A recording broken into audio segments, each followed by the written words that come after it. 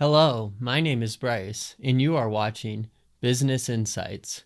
Today we are talking with Leif, a young entrepreneur who has some thoughts on high-performing teams. Leif, why don't you start by telling us a little bit about yourself? Thanks for having me on, Bryce. My name's Leif. I am a film major at the University of Denver currently, and I do a lot of video production work for different clients, and I also make videos creatively. So basically, my passion revolves around video making. So Leif, I wanted to get your thoughts on an article published last year by Bernard Marr called 14 Essential Leadership Skills During the Fourth Industrial Revolution. Are you familiar with it? Yeah, I'm familiar with it. Well, I was wondering what your thoughts were about how these 14 leadership skills support or don't support high-performing teams in the future.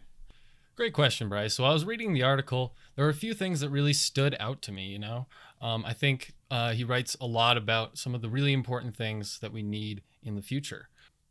One of the most important skills that I think he mentions is emotional intelligence. This is something that we haven't really focused on so much in the past, but is starting to come to fruition a lot in modern day. And I think what's really important about emotional intelligence is that it allows team members to be able to understand each other on a different level. And I think that that's really something that's very important in a team. You have to be able to understand each other in order to get stuff done. And that also helps resolve a lot of conflicts. Usually when there's a misunderstanding of emotional intelligence, usually there's some kind of conflict that arises. People think that someone meant something when they really didn't mean that. And people can end up getting hurt, and that can really slow a team down and really cause a lot of problems.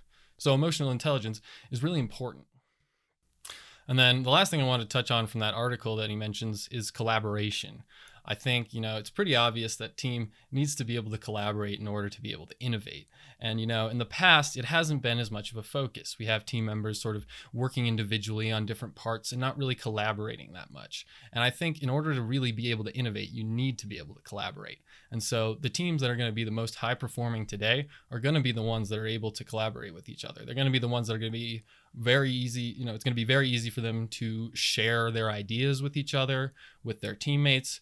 And it's going to make it a lot easier for those kind of teams to be able to innovate going into the future, because you're getting all of the ideas from all of your teammates around you instead of just one idea from the person who's dedicated to do that task. So having teams that are able to communicate with each other well and then therefore collaborate with each other very well is going to be incredibly important going into the fourth industrial revolution.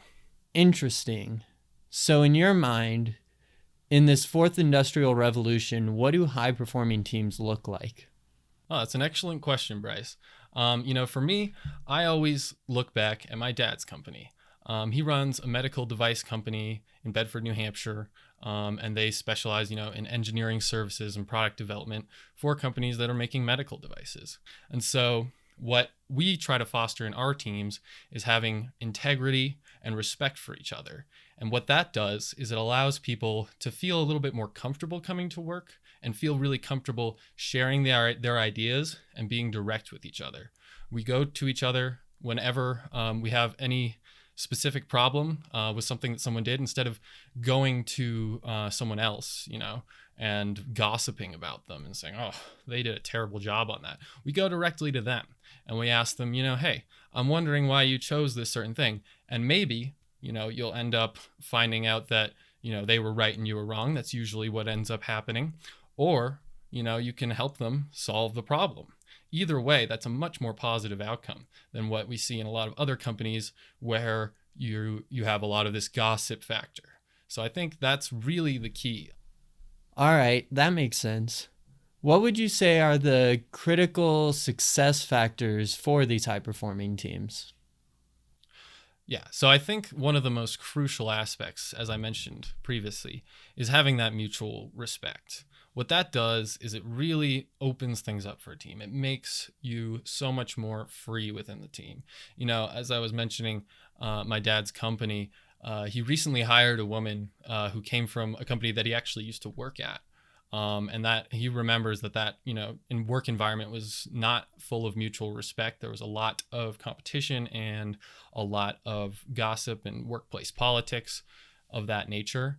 And she told him, she came directly up to him in his office and said, since I've been working here, it's changed my life. And I'm, so much more of a happy person now. I don't have to worry about gossip going on at work.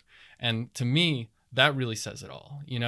Having team members that feel comfortable, that feel like they're a part of the team and that they're connected to an end goal, and they feel, a sense of camaraderie with their teammates. That, to me, is the most valuable and the most critical part to having a high-performing team. You cannot have a high-performing team that does not respect each other. The teammates need to be able to respect each other in order to be able to perform well.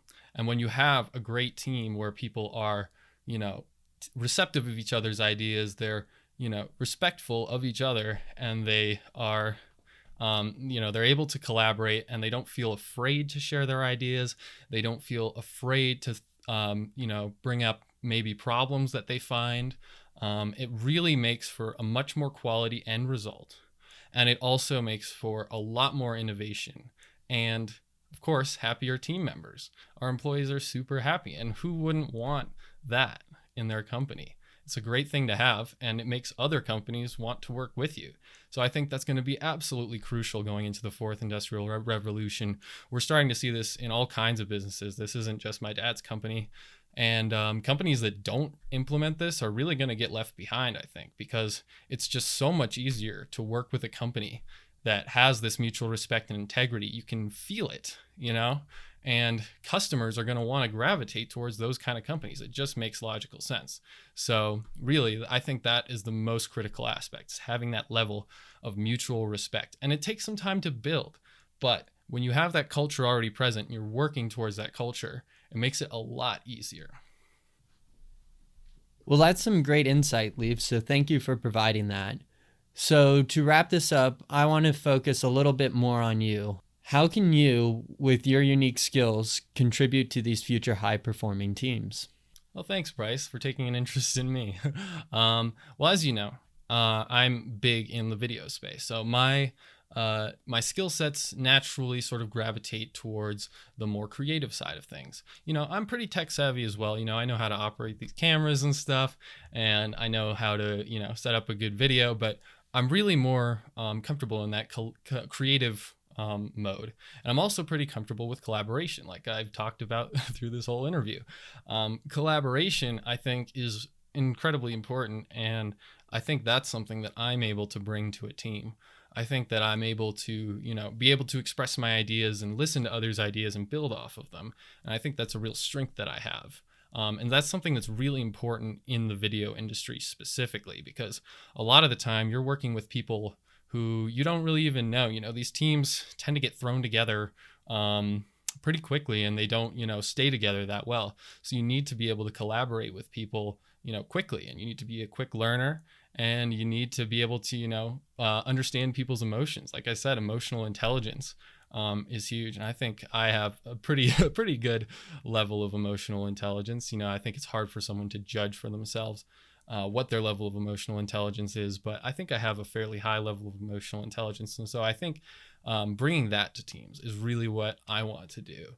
And as I go forward in my career in video making, doing more projects that are bigger and have more people on them, I think that, really leaning on my skills of being collaborative, being able to listen to other people's ideas and, build off of them, and also provide my own unique insights, I think is really something that I'm going to be able to bring in the future. Well, thank you for coming on, Leif. This has been great. And thank you for providing these great insights for us. And we hope to have you back on the show again soon. Thanks for having me.